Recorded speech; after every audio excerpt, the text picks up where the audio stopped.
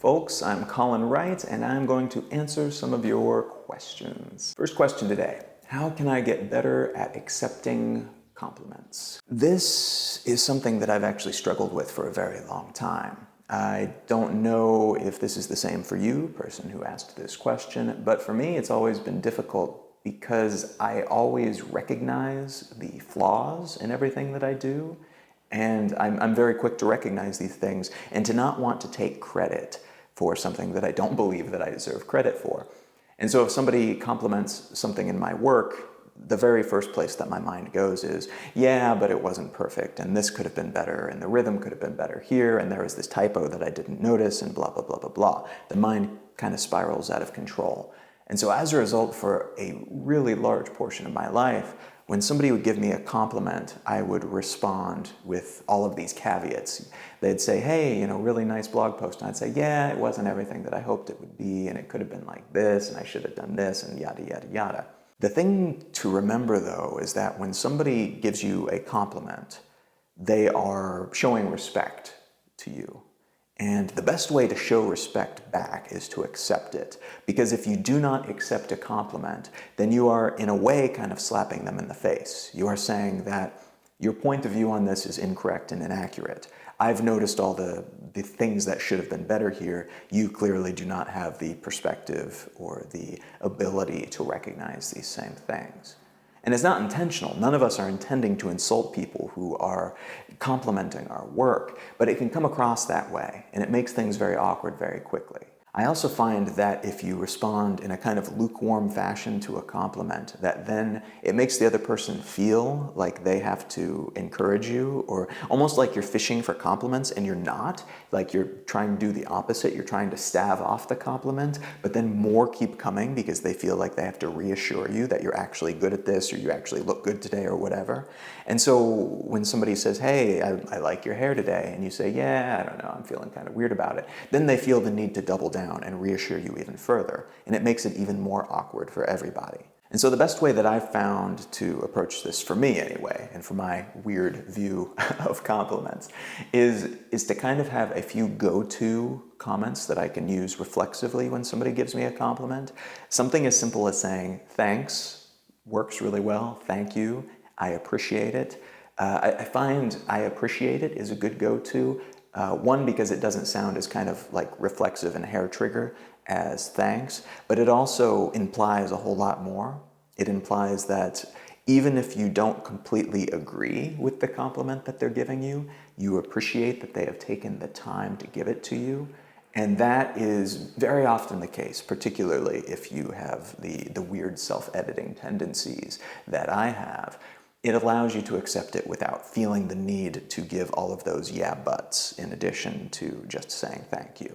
So thanks, I appreciate it is a good place to go. And developing something like this where whatever it happens to be for you and your personality and how you speak, have 2 or 3 of these that you can give, because that way it prevents that kind of awkward in-between moment where it seems like you're not accepting the compliment, and then it feels like socially they feel now they have to offer you more, and it makes it very, very weird. You don't want to be that person who accidentally offends somebody who means really well. You also don't want to be the type of person who seems like they're expecting to be complimented. And so for me, that's a good middle ground. Expressing gratitude for the compliment itself, because this is somebody taking the time to express gratitude to you, essentially. And so it makes perfect sense that you don't make it any more complicated except expressing gratitude back to them for that social nicety. And the second question today, this is a funny one. Why did you delete my comment? I'm actually very fortunate in that I don't get a lot of trolls. I don't get a lot of haters. I don't get a lot of people that are just intentionally trying to insult me or offend me. But every once in a while, definitely. And sometimes it's like on an Amazon review for one of my books, and sometimes it's a YouTube comment or something on Facebook or Twitter. It's really random. It's very sporadic. I am very fortunate not to have to deal with it very often. But I also don't want to deal with it at all. And frankly, I don't feel that I should have to. There are a lot of business models out there that are predicated on clicks and likes and getting as many people as possible to come check something out and click on it. And as a result, they use a lot of clickbait, and they use a lot of outrage-inducing stories and videos and such to try to get people to come in and share it and hate like and things like that. I don't have to do that, and I don't want to. I think that kind of shit, frankly, ruins the internet.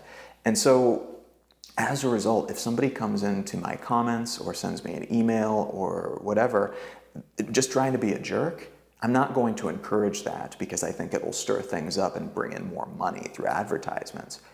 Life is too short to deal with jerks. And so if I've deleted your comment at some point, it's because you have come across as somebody who is contributing nothing to the conversation. You are somebody who has criticized something for no reason, or given a criticism that is not a criticism, it's just kind of hate.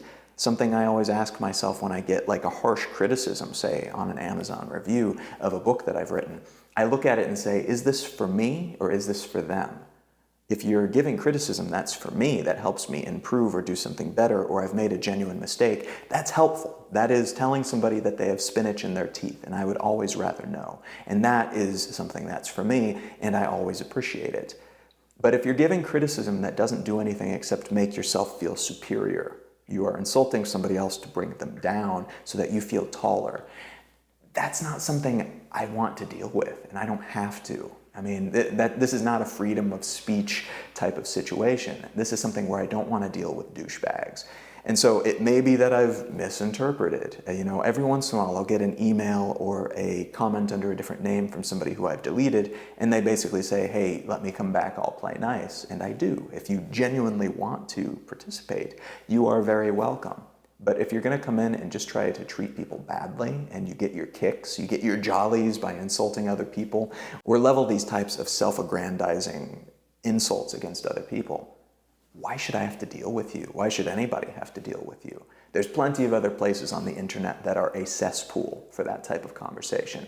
This is not one of them. If you're going to be a douchebag, you will be deleted, you will be blocked. I will gleefully kick you out at every opportunity that I get. So sorry if that hurts your feelings, but this is a no jerks allowed zone. Thank you so much for watching. If you would like to ask a question for me to answer in a future video, feel free to leave it in the comments below, or you can shoot me an email or contact me through any other social network. I'm at Colin is my name pretty much everywhere you might think to look.